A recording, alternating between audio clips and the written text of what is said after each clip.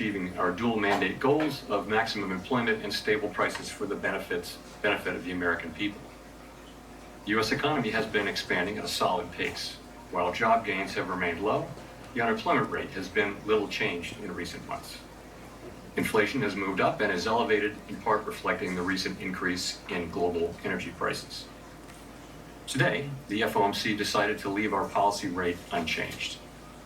We see the current stance of monetary policy as appropriate to promote progress toward our maximum employment and 2% inflation goals.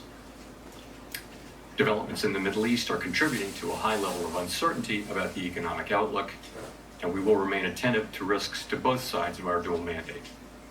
I'll have more to say about monetary policy after briefly reviewing economic developments. Recent indicators suggest that economic activity has been expanding at a solid pace. Consumer spending has been resilient, and business fixed investment has continued to expand at a brisk pace. In contrast, activity in the housing sector has remained weak. In the labor market, the unemployment rate was 4.3% in March and has changed little in recent months. Job gains have remained low. A good part of the slowing in the pace of the job growth over the past year reflects a decline in the growth of the labor force due to lower immigration and labor force participation, though labor demand has clearly softened as well.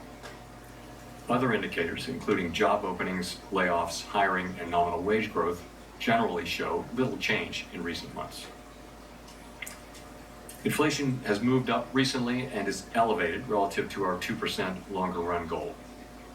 Estimates based on the Consumer Price Index and other data indicate that total PCE prices rose 3.5% over the 12 months ending in March, boosted by the significant rise in global oil prices that has resulted from the conflict in the Middle East.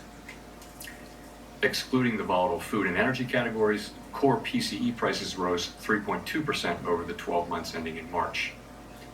This relatively high rate largely reflects the effects of tariffs on prices in the goods sector.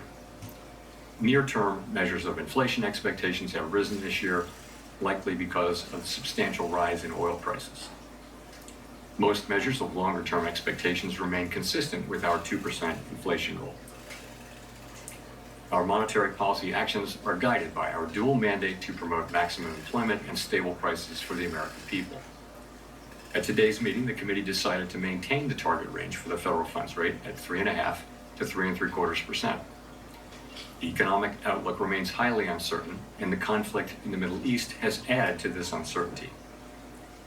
In the near term, higher energy prices will push up overall inflation. Beyond that, the scope and duration of potential effects on the economy remain unclear, as does the future course of the conflict itself. We will continue to monitor the risks to both sides of our dual mandate.